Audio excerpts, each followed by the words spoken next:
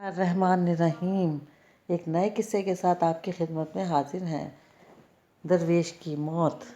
ہر لمحہ خدا کا خوف رکھنے والے اس بزرگ کا نام ربیع بن خثیم رحمۃ اللہ علیہ ہے۔ موت کو یوں یاد کرتے ہیں جیسے لاڈلے بیٹے کا نام ہو۔ ایک دفعہ منظر نے ان سے پوچھا، شیخ صبح کیسی گزر رہی ہے؟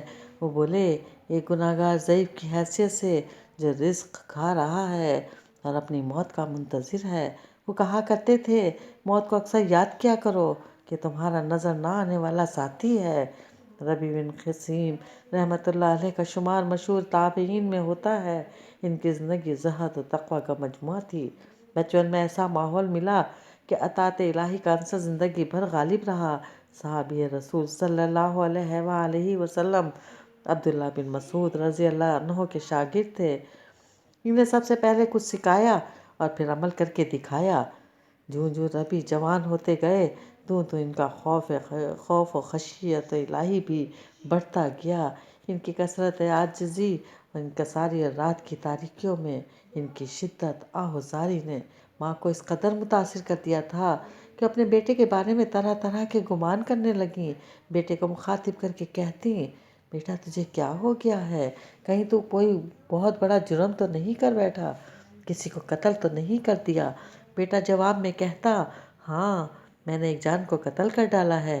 ماں چونک کر پوچھتی، بیٹا بتاؤ کہ مقتول کون ہے؟ ہم لوگوں سے کہہ کہلوا کر اس کے وارث کو راضی کر لیں گے کہ آپ کو معاف کر دیں۔ اللہ کی قسم اگر تیری گریہ آہوازاری اور شب بیداری کا انہیں علم ہو جائے تو وہ ضرور تجھے معاف کر دیں گے۔ بیٹا کہتا، کسی سے بات نہ کرنا، میں نے اپنے ہی نفس کو قتل کر ڈالا ہے۔ جی ہاں، میرے گناہوں نے اسے مار ڈالا ہے۔ عبد الرحمن بن عجلان کہتے ہیں، میں ایک دفعہ رات کو ربیع رحمۃ اللہ علیہ کے ہاں ٹھہرا۔ جب انہیں یقین ہو گیا کہ میں سو گیا ہوں تو وہ اٹھے اور نماز پڑھنا شروع کر دی۔ نماز میں اللہ تعالیٰ کا یہ قول پڑھنے لگے، جن لوگوں نے برائیاں کمائی ہیں یہ خیال کر رکھا ہے کہ ہم ان لوگوں جیسا ہی کر دیں گے جو ایمان لائے اور نیک اعمال کرتے رہے، تب تو ان کی زندگی و موت برابر ہوگی۔ بہت برا ہے وہ فیصلہ جو وہ کر رہے ہیں۔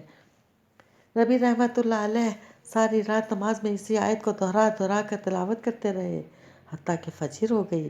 ان کی حالت یہ تھی کہ آنکھوں سے آنسوؤں کا سیلاب رواں تھا۔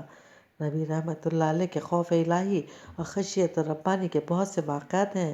ان کے ساتھیوں میں سے ایک جماعت نے بیان کیا ہے کہ ایک دن ہم عبداللہ بن مسعود رضی اللہ تعالیٰ عنہ کے ساتھ باہر نکلے۔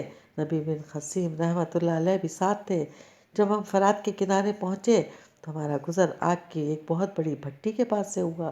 اس کی چنگاریاں اڑ اڑ کر باہر گر رہی تھیں، شعلے دور تک بلند ہو رہے تھے اور آگ کے دہکاؤ کی آواز بھی آ رہی تھی۔ اس بھٹی میں چولہا بنانے کے لیے پتھر ڈالے ہوئے تھے۔ جب ربیع رحمۃ اللہ علیہ نے آگ کو دیکھا تو انہیں قدموں پر کھڑے ہو گئے۔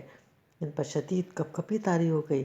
اس وقت انہوں نے یہ آیت تلاوت کی، وہ آگ جب دور سے ان کو دیکھے گی تو یہ اس کے غضب اور جوش کی آوازیں سن لیں گے، اور جب یہ ہاتھ اور پاؤں بندھے ہوئے ان میں ایک تنگ جگہ ٹھوسے جائیں گے تو اپنی موت کو پکارنے لگیں گے۔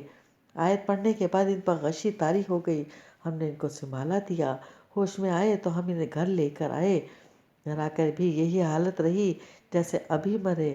ان کی ساری زندگی پر ایک نظر ڈالی جائے تو یہی معلوم ہوتا ہے جیسے وہ ہر شام مرنے کے لیے تیار بیٹھے ہوں۔